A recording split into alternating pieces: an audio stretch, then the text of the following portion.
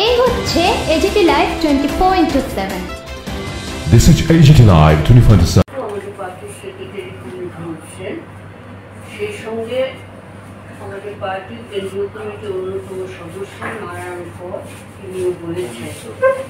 আমি অভিজ্ঞতার কথা বলছি। আমি ভোট দিতে গেছি খয়েরপুর দরুড়া 1 নং ভোট কেন্দ্রে। সেখানে কয়েকজন সাংবাদিক বন্ধুর সঙ্গে আমার দেখা হয়েছে। তো ভোট দিয়ে আমরা প্রথমে যাই আরকে নগর। যখন যাই সেখানে ওই পশ্চিম নোয়াবাড়ি বুনিয়াদী কেন্দ্র, নতুন বুনিয়াদী কেন্দ্র যেটা হাই স্কুল হয়েছে এখন, সেই স্কুলের সামনে আমাদের প্রার্থী ছিলেন। বিজেপিরও একটা চেয়ার টেবিল নিয়ে বসে। আমি জিজ্ঞেস করলাম যে কি চলছে, বলছে ভোটার কম আসছে। সেখান থেকে ঘুরে আমরা চাম্পামুড়া, বলদাখাল, এই জায়গাগুলিতে, হঠাৎ মার্কেট, এইগুলোতে আমরা ঘুরলাম।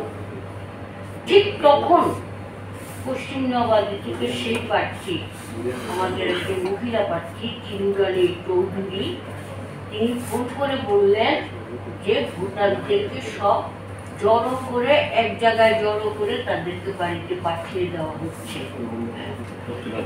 হ্যাঁ, ভোট কেন্দ্রে ঢুকতে না দিয়ে। তখন আমার সঙ্গে পবিত্রকর ছিলেন, তিনি পুলিশের সঙ্গে কন্ট্যাক্ট করেন। ওখানকার যিনি ইলেকশনের দায়িত্বে আছেন ওনার সঙ্গে কথা বলেন, বলে দেখছি স্যার, আমি দেখছি। কিন্তু 1 ঘন্টা 1.5 ঘন্টা পরে আমি আবার টেলিফোন করি যে তোমাদের এখানকার পরিস্থিতিটা কি? বললো যে না, ভোটাররা তো ভয় পেয়ে গেছে, যেভাবে নাকি দলবদ্ধভাবে সরিয়ে দেওয়া হয়েছে আর যেভাবে কড়া করে বলা হয়েছে বাড়ি যান করে যেরকমভাবে জোরে জোরে বলা হয়েছে, সব ভোটার বাড়ি ঘরে ঢুকে গেছে।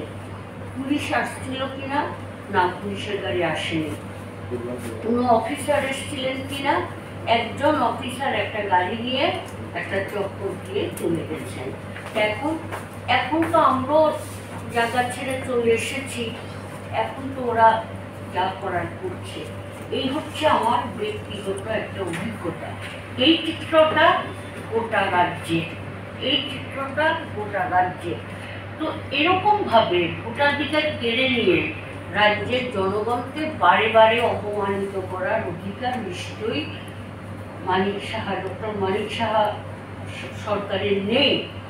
এই যদি আকাঙ্ক্ষা থাকে, এই যদি প্রত্যাশা থাকে, তাহলে ভোট ঘোষণা, যেটা নারায়ণদা বললেন, ভোট ঘোষণা না করে 100% ডিক্লারেশন দিয়ে দিলে হতো। এই কথা আমার